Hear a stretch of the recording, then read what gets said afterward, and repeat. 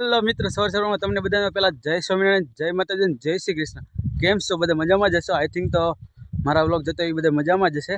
અને સવારમાં આપણે પોગી જતા ખેતરે, કેમ કે બધા અહીંયા માંડવી ઉપાડતા હતા.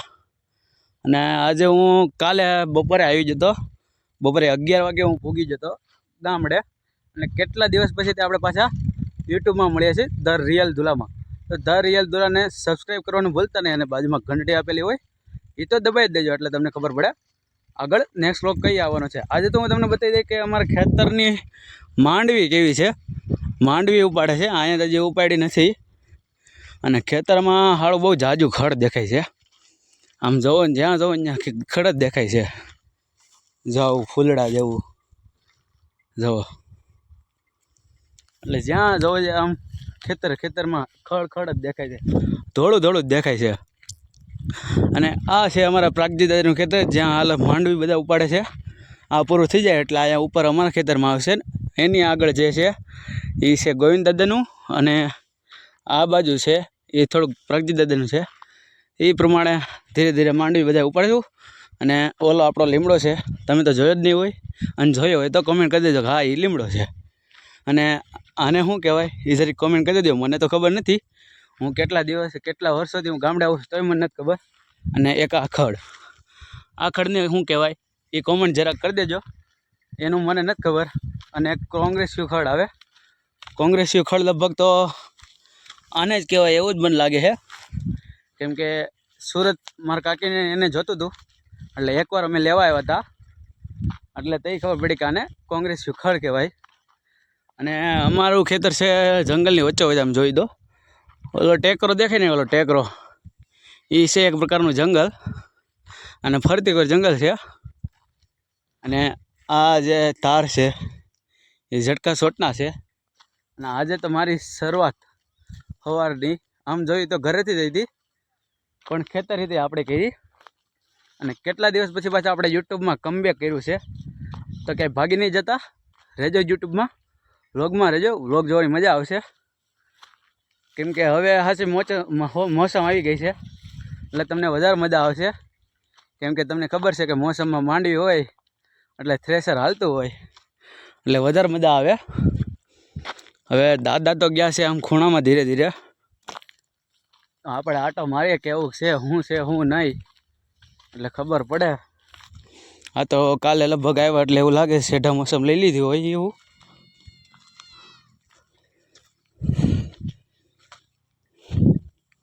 ધીરે ધીરે હાલ્યા જાય છે આપણે, પછી ખબર પડે શું છે શું નહીં.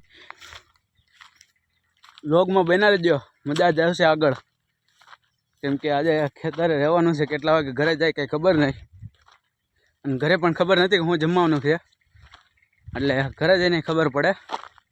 વ્લોગ જતા રહેજો, મજા જ આવ્યા કરશે. હવે આ દિવાળીના 15 દિવસમાં, કેમ કે ભાઈએ પાછું કમબેક કરી લીધું છે, તો વ્લોગ જોતા રહેજો. ફાઇનલી મિત્રો, મેં તમને કીધું હતું એમ કે જ્યાં માંડવી ઉપાડે છે ત્યાં હું તમને આવીને માંડવી બતાવી. એટલે ફાઇનલી મિત્રો, હું માંડવી ઉપાડે છે ત્યાં ભૂગી જો આ લાઈનમાં માંડવી ઉપાડે છે. અને આ બધી માંડવી ઉપાડેલી છે. તો ફાઇનલી હું તમને બતાવી દઉં કે કેવી માંડવી છે. તો જુઓ, આવી માંડવી છે. પછી ખબર નહીં કે થ્રેશરમાં કેવી નીકળે માંડવી, એ પ્રમાણે ખબર પડે. અને હજી તો આ એક ખેતરની આવી માંડવી છે, અમારા ખેતરમાં કંઈ ખબર નહીં કઈ રીતની કેવી માંડવી હોય એ. અને આ છે ઝટકા શોટનું, આમાં બેટરી પડી છે અને આ સોલાર પેનલ છે. અને ફાઇનલી આપણે આવી ગયા હતા ખેતરે. અને ખેતરે લીમડો હોય એટલે છાંયો હોય, એટલે અહીંયા બેસવાની મજા જ કંઈક અલગ છે. અને અમે આવ્યા હતા અહીંયા પાછળથી, કેમ કે અહીંયા આગળ રસ્તામાં સીતારામ ધાર પાસે ગારો હોય, ખાડો છે એટલે ગારો હોઈ શકે, એટલે અમે અહીંયા પાછળથી આવ્યા હતા. આ રોડેથી આમ ઠેઠ આવે છે એનો સડક, એટલે અમે ત્યાંથી આવ્યા હતા. ફાઇનલી અમારી ઝૂંપડી પણ આમ છે. જો ત્યાં ગ્લાસ જેવું કાંઈ હશે તો પાણી પી આવી. અને આ કટકામાં મને એવું લાગે છે કે એમાં માંડવી નથી એવી લાગતી, એટલે એ કટકું તો એક નીકળી ગયું સાઈડમાં. અને આ છે થોર, જે તમને નીચે દેખાય. બવડી છે પણ બવડીમાં બોર ન હોય, કે સિઝન વગરના કે બોર હોય નહીં. તો ફાઇનલી મિત્રો આપણે પોગી જશે ઝૂંપડી પાસે. ઝૂંપડી પાસે પોગીને ખાટલે બેસું, અને ખાટલે બેસીને એવું લાગશે, મન થાય કે થોડીક માંડવી ઉપાડવા જઈએ. તો આપણે પાછા માંડવી ઉપાડવા જવું, નકર આપણે ડાયરેક્ટ ઘરે મેળા. તો ઘરે મેળા ડાયરેક્ટ, કા પછી માંડવી ઉપાડવા જવું. ત્યાં મેળા માંડવી ઉપાડવા ગયો તો, પણ કે અહીંયા વિડીયો ઉતારવાનો ટાઈમ નહોતો મળ્યો, એટલે વિડીયો ઉતારી ના શક્યો. પણ દાદા ક્યાંકથી હવે માંડવી ગોતી એવા ખાવા હાટું. જવા ક્યાંકથી માંડવી ગોતી એવા છે હવે. તો હવે માંડવી ખાશું લગભગ. તો મને એવું લાગે છે કે વાળા માટે લઈ આવે છે, અને મારા માટે, આપણા માટે લઈ આવ્યા છે. એટલે તો થોડીક માંડવી ખાઈ લેવું. હું આને નીચે મૂકી દઉં, અને ફાઇનલી દાદા ઓળા હાટું માંડવી ક્યાંકથી ગોતી આવ્યા. આગળ ઓળા પાડશે, પછી મારે વીણવાના રહે. અને પછી હવે થોડાક ટાઈમ પછી ઘરે મળશું. અને આ મારો ખાટલો તૂટી ગયો હતો, એટલે પાટી નવી નાખી પ્લાસ્ટિકની. ના બીજો ખાટલો, અને આ ઝૂંપડી, અને આમ છે ઝાપો. તો ફાઇનલી આગળ ઘડી કરીને દાદા આવે એટલે આપણે ઓળા પાડી લઈને પછી વીણી લઈ. તો દાદા જો ધીરે ધીરે હાલ્યા આવે છે. જો બે પાંદડા વચ્ચે તમે દેખાતા હોય તો, ન દેખાય થોડુંક ઝૂમ કરીને જોઈ લેજો, એટલે તમને દેખાઈ જાય. સો ફાઇનલી હવે ઓળા પડતા હોય ત્યારે મળીશું. વ્લોગમાં બન્યા રહેજો. વ્લોગમાં કોમેડી તો નહીં આવે, પણ આ મજા આવશે, એટલે આખો વ્લોગ જોશો. આપણે આવી ગયા ઘરે, અને મેં માંડવીનું કીધું તો દાદા ઓળા પાડે છે.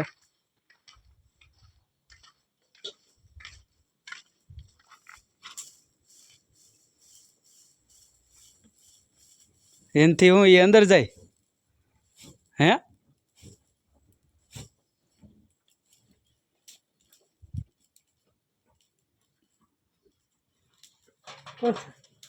કોઈ નથી.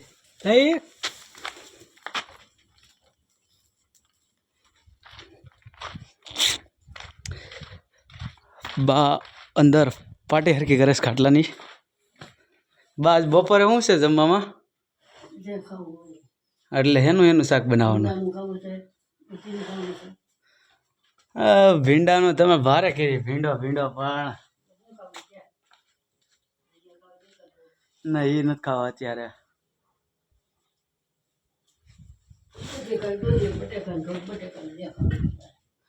ભીંડાનું કરી નાખજો ની. ભીંડાનું કરી નાખજો.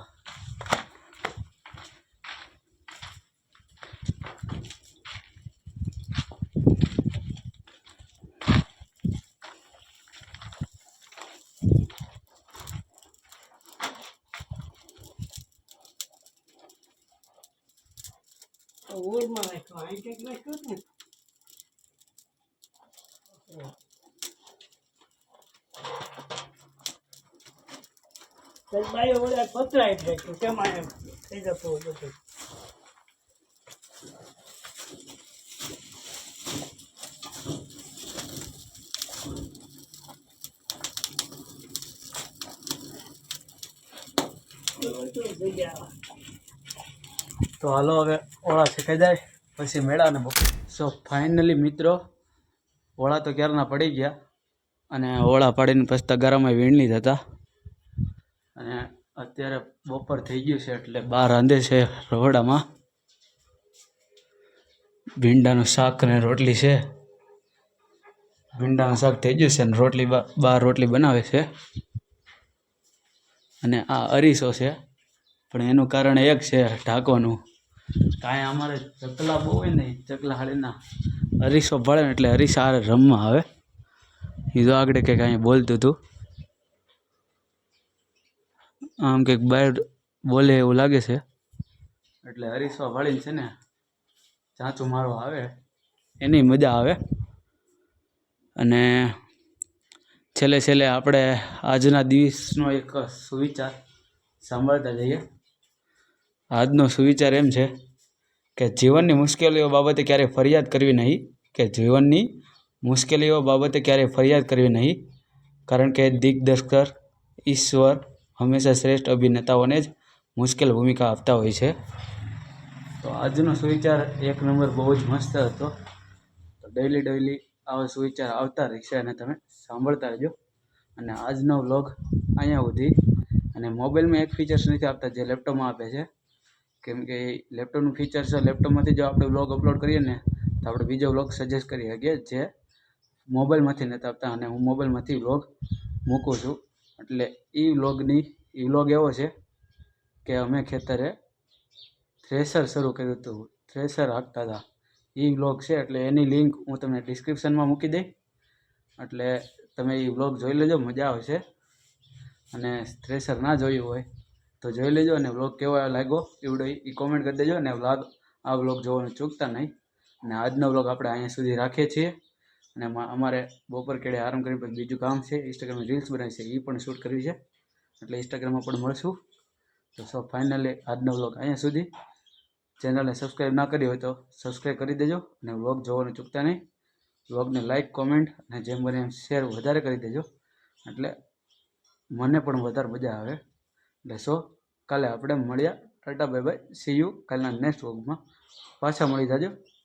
અને ક્યાંય ભાગી નહીં જતા, કાલે પાછા હું આવું છું, એટલે પાછા યુટ્યુબમાં આવી જાજો.